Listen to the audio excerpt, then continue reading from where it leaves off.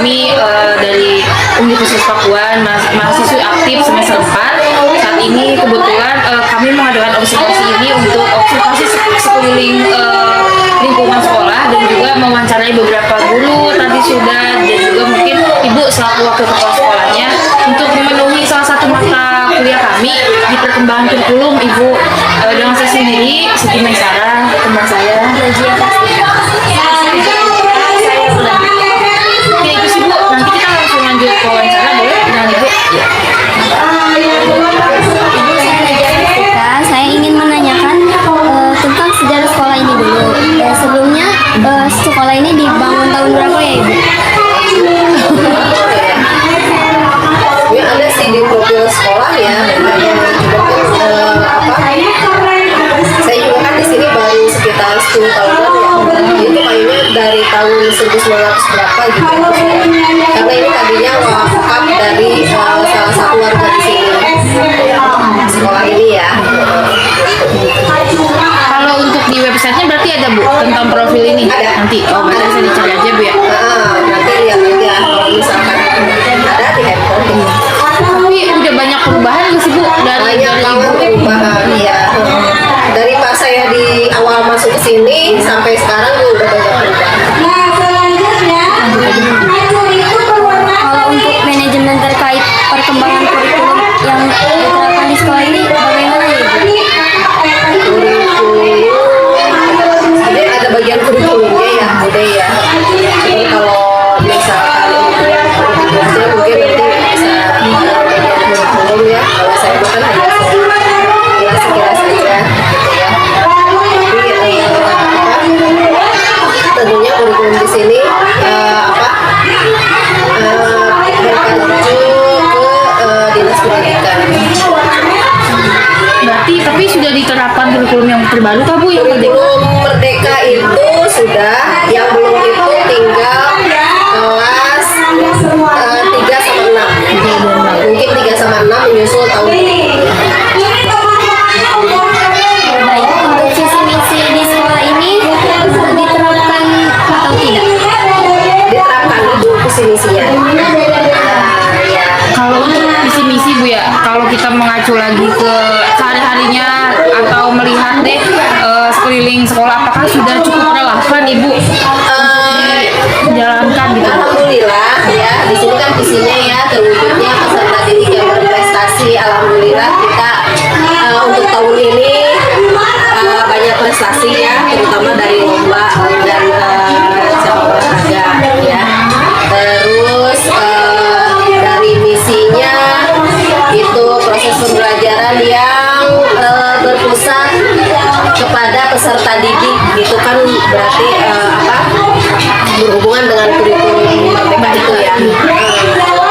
Itu terus yang berkarakter, disiplin, tanggung jawab, terus sekarang lagi gencarnya bullying ya. Itu juga sudah diterapkan. Berarti alhamdulillahnya visi misi ini juga tidak hanya sekedar ya kalau kita mah pajangan tempelan Iya, tapi harus direalisasikan sehari-harinya. Berarti memang cukup bagus ya Bu ya untuk perkembangannya sendiri. Bisa berjalan dengan baik ya. Untuk visi misinya sendiri diganti tidak Bu setiap 5 tahun sekali? Iya, ini visi misi yang terbaru. Memang ini tahun ini. Tahun ini. Berarti yang terbaru yang alhamdulillahnya sudah mencakup ya Bu ya? Ya, dan Sesuai dengan sudah direvisi sama pihak dinas juga. Kemarin sempat ada salah kan, jadi sudah direvisi. Menurut Ibu apakah ada keluhan mengenai kurikulum yang diterapkan sekarang? Kurikulum Merdeka ya. Memang kan itu kendalanya mungkin di P5 ya, karena sekarang ada P5 ya. Ya, karena harus ada rapor P5 itu juga ya. Mungkin guru-guru belum begitu menguasai tentang kurikulum Merdeka gitu. Mungkin untuk kedepannya sambil belajar sambil jalan juga bisa lebih ngerti ya, terutama di P5. Tapi kalau tadi kan kita sudah mewawancarai guru kelasnya Bu ya. Kalau P5 itu kan dilakukannya seiring dengan misalnya 2 sampai 3 pertemuan itu tentang materi dulu, baru nanti kita ke praktiknya gitu Bu. Apakah memang seperti itu Bu? Iya. Dilakukannya seminggu sekali gitu Bu? Memang kita teh sebetulnya kan P5 itu dari 1 minggunya itu harus penyampaiannya itu 5 jam. Itu boleh bagi beberapa hari atau di 1 hari kan. Nah karena kita inginnya maksimal ke anak, jadi kalau saya terutama ya yang kelas 4 tadi kelas 4 itu dibuat 1 hari, itu di hari Jumat. Jadi 2 minggunya materi, 2 minggunya lagi kesananya itu praktek gitu. Saya nerapin gitu sih sama Pak Tajul. Dan insya Allah tahun ini ada pentas seni yang berhubungan dengan P5 gitu. Artinya tiap tahun sih sebenarnya baru tahun kemarin juga ada. Nah tahun ini mungkin lebih menekankan ke P5-nya, tapi yang ke Berarti itu semua peserta didik dari kelas yang ya kelas 1 sampai kelas 5 sampai kelas 5 ya. Kalau kelas 6 kan belum Iya, udah, ya. Itu menampilkan satu penampilan yang berbau Bu, ada nggak sarana prasarana yang khusus untuk menunjang berjalannya kurikulum Karang Merdeka? sarana khususnya belum sih ya sebenarnya ya. Cuman kalau misalkan untuk berjalannya P5 paling ya menggunakan yang di lingkungan aja gitu. Atau kalau misalkan tidak ada paling yang di lingkungan anak-anak. Dari rumah nanti bawa ini ya. P5 kan kayak sampah itu kan kita bisa di lingkungan sendiri ya gitu. Cuman kalau penunjang yang memang betul-betul yang dikhususkan gitu belum. Karena kan kita baru tahun ini pakai kurikulum. Tapi kalau untuk yang Ibu lihat gitu Bu, mengamati jika ada guru kelas atau guru mata pelajaran sedang mengajar, sering atau tidak sih Bu menggunakan media pelajaran yang guru-guru buat sendiri gitu? Sering terutama yang misalkan pakai fokus ya, terus atau pakai media yang memang dibuat sederhana sendiri gitu. Biasanya itu di kelas 1 itu banyaknya, karena kan kelas 1 memang harus menggunakan media ya. Kalau tidak ada media dia nggak bisa. Atau yang saya alami sendiri tuh di kelas 4 itu ada kayak misalkan pecahan kita pakai roti yang dipotong gitu kan. Terus yang kayak pengenalan miligram, gram itu pakai jajanan gitu kan, pakai kemasan makanan gitu. Lebih ke medianya yang real. Yang bisa ditemukan di sekitar Yang ditemukan di sekitar aja. Ibu mungkin ini pertanyaan yang terakhir. Di sekolah ini sering nggak Bu mengadakan evaluasi yang secara rutin gitu loh, entah terkait kurikulum yang sekarang mungkin kan Bu ya, karena mungkin baru diterapkan juga, jadinya tuh evaluasi maupun pelatihan yang secara berkala gitu. Oh iya, kalau pelatihan ya seringnya. Terus ada juga sekarang terkaitnya dengan PMM itu ya. Nah jadi sering ada pengawas juga ke sini gitu kan, kontrol gimana nih untuk P5-nya berjalan tidak gitu kan. Alhamdulillah sih ada kerja gugusnya juga gitu berjalan. Ada yang mau ditambahin mungkin? Mungkin itu aja Ibu pertanyaan yang sudah jelas, dan terima kasih banyak informasinya sudah memberikan kami, ya setidaknya dapat membantu kami nanti di laporan kami Ibu untuk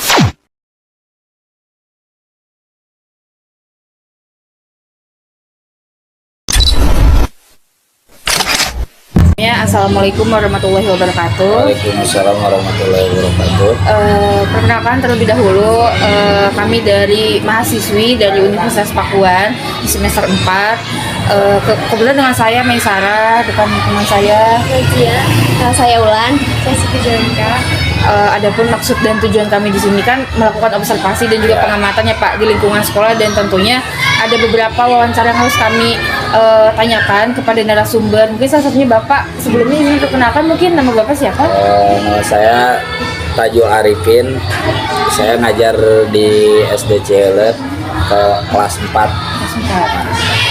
Kalau Bapak sendiri itu masuknya ke guru mata pelajaran atau ke guru kelas, guru kelas? wali kelas. Wali kelas.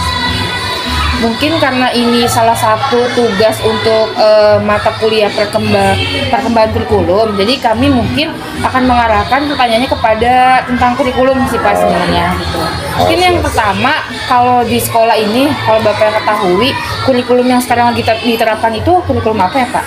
Jadi kurikulum yang diterapkan sekolah ini sesuai arahan yang ditentukan oleh pemerintah. Jadi kita udah mulai kurikulum merdeka. Jadi kelas 4, kelas 1, awalnya kelas 4, kelas 1, sekarang kelas 5, terus kelas 5, kelas 2 udah kurikulum merdeka. Nah, kelas 3 sama kelas 6 belum, masih kurikulum yang dulu, kurikulum 13 ya. 13. Berarti kalau misalnya tadi kelas 4, kelas 1 ya Pak, sama kelas 5 sudah melakukan, jadi terapkan kurikulum merdeka, Bapak sendiri selaku guru kelas gitu ya Pak, ada perbedaan nggak sih Pak? Mungkin Bapak pernah mengalami kurikulum 13 dulu gitu Pak sebelumnya? Saya pernah mengalami kurikulum sebelumnya, bukan kurikulum 13, KTSP yang dulu. Oh iya. Yang waktu kita mungkin adik-adik juga ngalamin ya, pas waktu masih sekolah kita belajar permata pelajaran. Nah, diganti sama kurikulum K13 itu pun banyak revisi-revisi. Ada revisi 2013, ada revisi 2016, 2017, sampai sekarang diganti jadi kurikulum merdeka gitu. Nah, untuk di kurikulum 2013 kan udah jelas ya, kalau kata SPMA kita juga udah paham lah per mata pelajaran ya, per mata pelajaran, dan yang selalu membeda-bedakan itu paling nama-nama pelajaran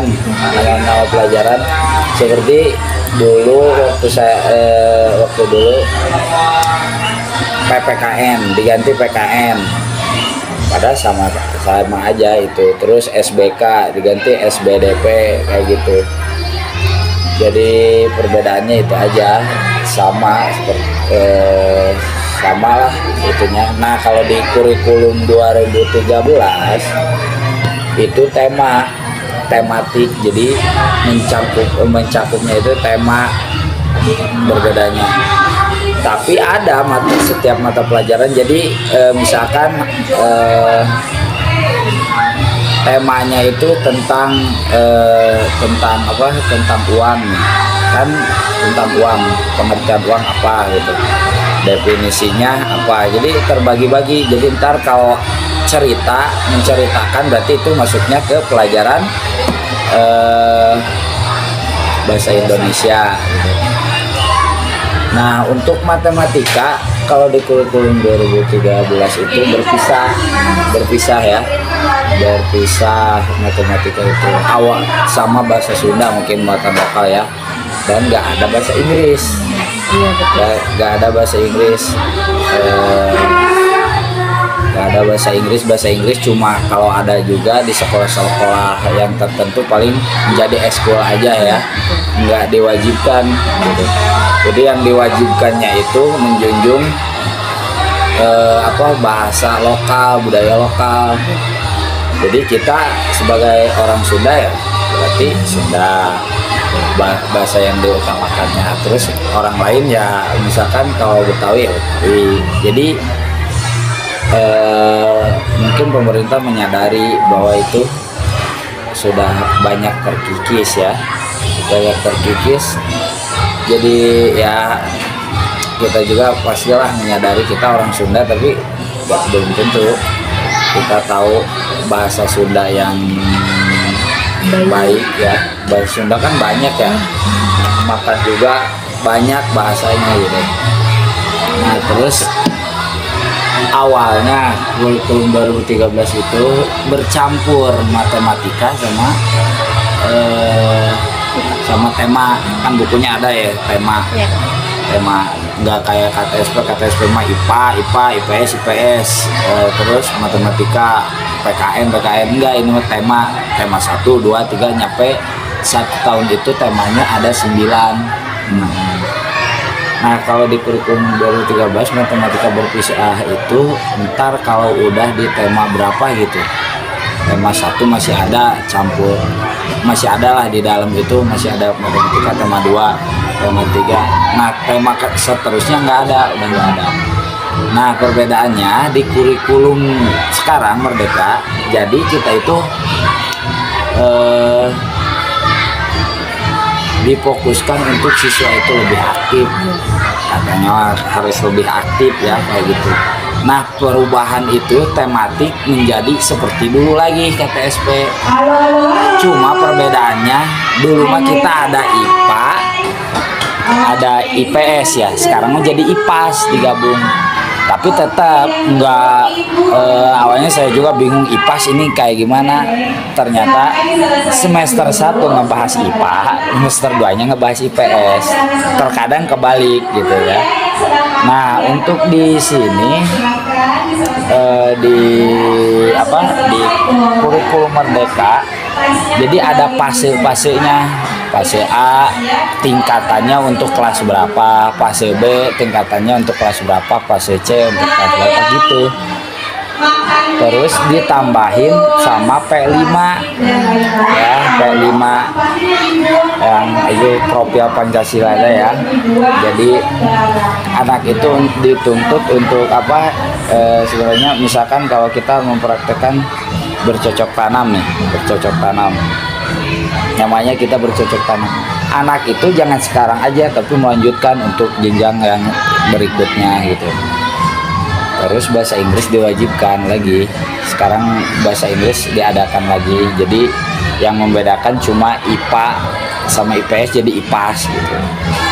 Nah kalau untuk kurikulum 2013, kalau ketika ulangan gimana Pak? Kan itu bercampur-campur ya.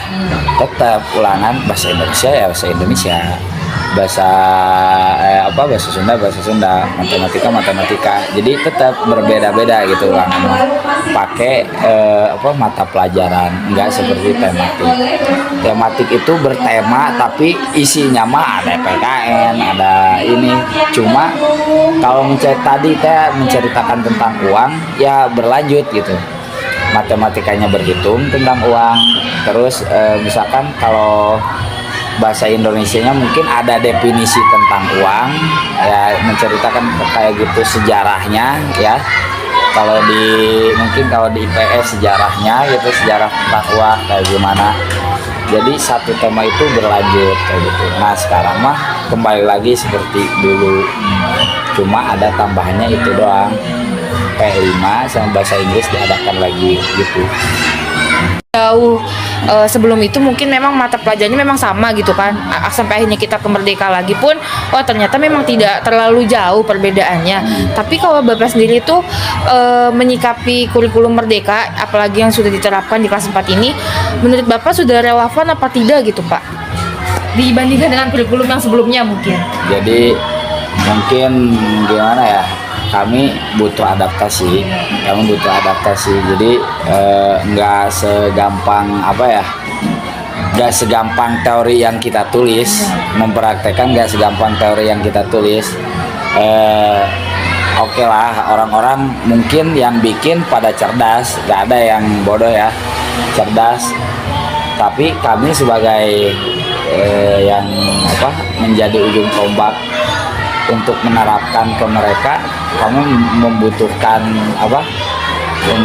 adaptasi, membutuhkan pelatihan. Kami juga mengikuti pelatihan dan itu pun enggak ngerti sekali gitu. Terus istilah-istilah yang ada di RPP juga, dulu mah RPP berubah jadi sekarang kan mode aja. Itu mungkin udah pasti diajarin ya di sana ya. Mungkin ya pastilah teori mah, tinggal ntar prakteknya kayak gimana ya. Udah ini belum? Udah apa? Apa teh? PPL? PLP kita belum. Belum. Baru nanti mau di bulan Juli tapi Pak. PLP 1 ya? Iya. Terus kalau di lingkungan kelas atau di lingkungan sekolah sendiri kan ya Pak, kan kita juga ada kurikulum yang berdiferensiasi ya Pak ya. Kalau berdiferensiasi kan berarti kita tuh melakukan pendekatan dulu, pengamatan dulu lah kemudian ke peserta didik sebelum nanti dikelompokkan gitu loh sesuai dengan entah itu cara belajarnya, entah itu minat bakat mereka. Kalau di sekolah ini sendiri terlebih Bapak sebagai guru kelas gitu, Bapak melakukan itu nggak sih Pak gitu ke anak-anak Bapak, cara mengamatinya, gaya belajar mereka seperti itu? Ya pasti semua guru terkadang kayak gini. Kita apa ya menilai anak itu berbeda-beda ya, nggak kayak dulu kayak gimana ya dulu. Jadi sekarang mah apa yang anak lakukan selagi itu positif berarti itu ada nilainya, berarti itu anak berkembang ya.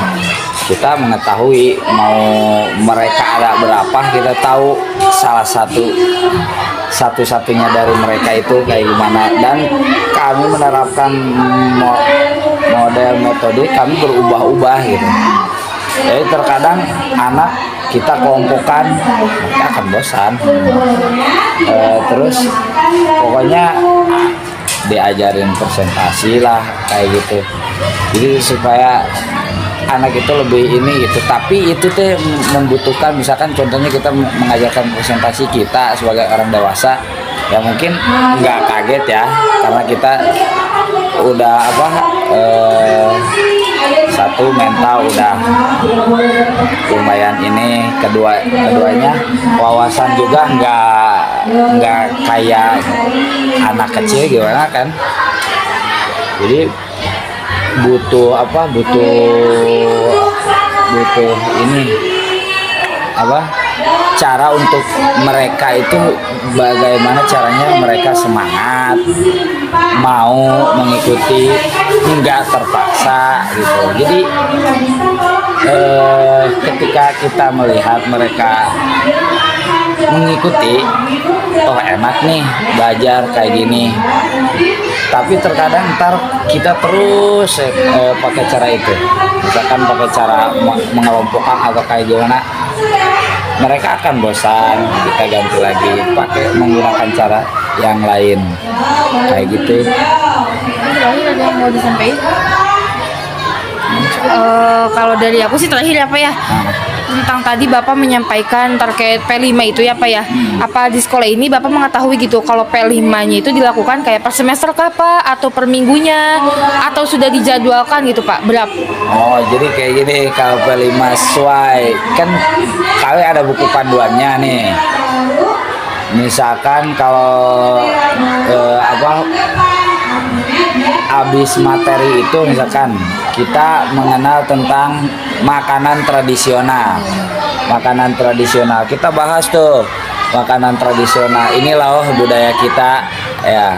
Jadi kan makanan tradisional mencangkupnya ke budaya ya, apa aja sih makanan tradisional, oh ini. Nah ujung-ujungnya kita praktek gitu. Udah beres materi itu misalkan kan P5 itu seminggu sekali, di sini seminggu sekali pelajarannya itu. Terkadang kita 2 pertemuan materi, 3 pertemuan materi, minggu keempatnya kita praktek itu gitu.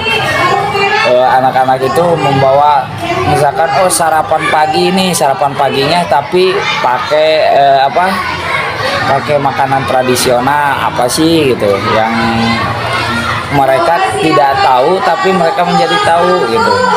Nah jadi terkadang mereka lebih nyaman belajar kayak gitu, mungkin mereka dunianya kayak gitu ya. Jadi nggak terlalu banyak materi, terkadang materi paham tapi prakteknya enggak, terkadang prakteknya lebih paham materinya nggak tahu gitu. Terus kalau kita kemarin mau hidroponik, langsung tuh dari caranya memilih benihnya mau sayuran apa, sayuran apanya. Jadi persekian ini dipraktekkan gitu. Tergantung materinya banyak atau enggak gitu. Jadi bisa disimpulkan dari mulai penerapan kurikulum ternyata di kelas 4 sendiri, berarti di kelas tingkatannya C apa ya? B sudah menerapkan kurikulum merdeka juga, dan ternyata memang tidak terlalu signifikan perbedaan dari kurikulum sebelumnya dan kurikulum merdeka yang sekarang sedang berjalan. Dan Bapak juga tadi sudah menyampaikan bahwasanya kan mungkin bahasa Inggris dan muatan lokal itu kan terpisah ya Pak ya. Tapi sekarang bahasa Inggris sudah mulai diwajibkan kembali untuk diterapkan, dan juga terakhir sih tadi ada pelaksanaan P5-nya ternyata dilakukannya seminggu sekali setelah mungkin pertemuan 2 sampai 3 pertemuan itu sudah dilaksanakan, baru dilaksanakannya P5. Seperti itu. Mungkin itu ya. Sudah cukup mungkin wawancara dengan Bapak. Kami ucapkan terima kasih sudah menyampaikan sedikit banyak informasi kepada kami.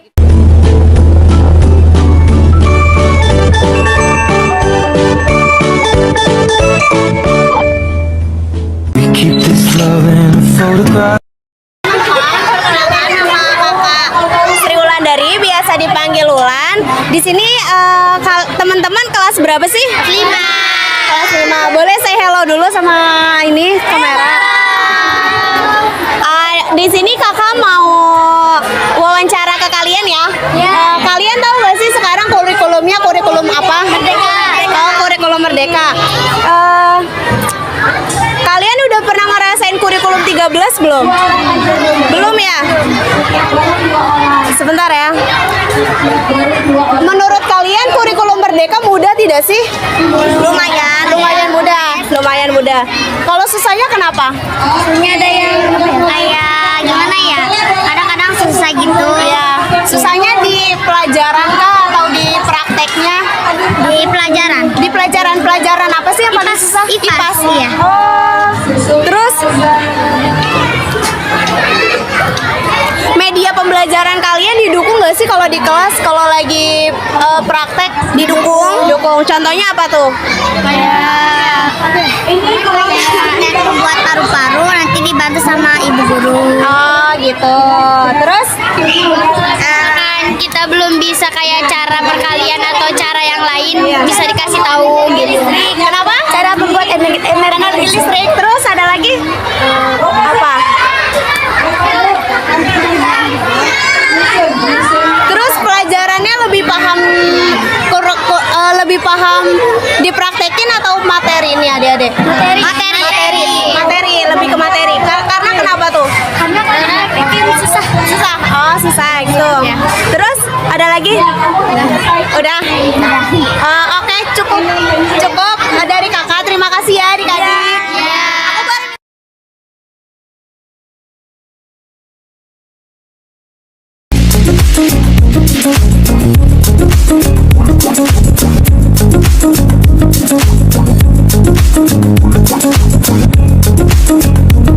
Ganggu waktunya. Kami dari Universitas Pakuan, Prodi PGSD untuk mewawancarai Ibu tentang kurikulum yang sekarang sama yang kurikulum 2013 perbedaannya. Oke, baik Ibu perkenalkan dulu sama saya Siti Zulaika. Dengan Ibu siapa? Ibu Keti. Dari wali murid dari kelas? Dari kelas 3. Oh gitu. Sebelumnya Ibu tahu tentang kurikulum yang sekarang? Kurikulum Merdeka. Iya. Cara sebelumnya kan ada tugas-tugas ya. Nah, lebih mudah mana kurikulum 13 dengan kurikulum sekarang, Bu? Untuk menyampaikannya ke anak-anak. Saya lebih senang yang sekarang. Ada tugasnya, ada teori, pokoknya lengkap. Iya. Terus melihat perkembangan kurikulum yang ditetapkan sekarang, bagaimana tanggapan Ibu? Tanggapan aku sih ya positif aja ya. Anak sekolah, pelajaran bagus, kurikulum bagus. Jadi ibunya juga semangat buat nganter, buat membimbing anak. Lebih semangat, lebih apa ya? SD. Pokoknya Iya. kalau dibanding yang dulu emang aku suka yang sekarang. Oh ya. Tingkat kesulitan yang Ibu lihat dari kurikulum sekarang itu mape maaf Ibu, entah itu mape sama penugasan itu bagaimana kesulitannya? Kesulitannya paling itu kan tergantung dari anaknya juga ya kalau belajar ya. Paling kalau orang tua tergantung dari anaknya juga. Oh gitu. Baik Ibu. Apakah anak Ibu masih membawa pekerjaan rumah? Masih. Jadi Ibu dalam menyingkapinya itu didampingin, jadi Ibu tahu prosesnya. Mendampingi dia. Oke, baik. Itu aja.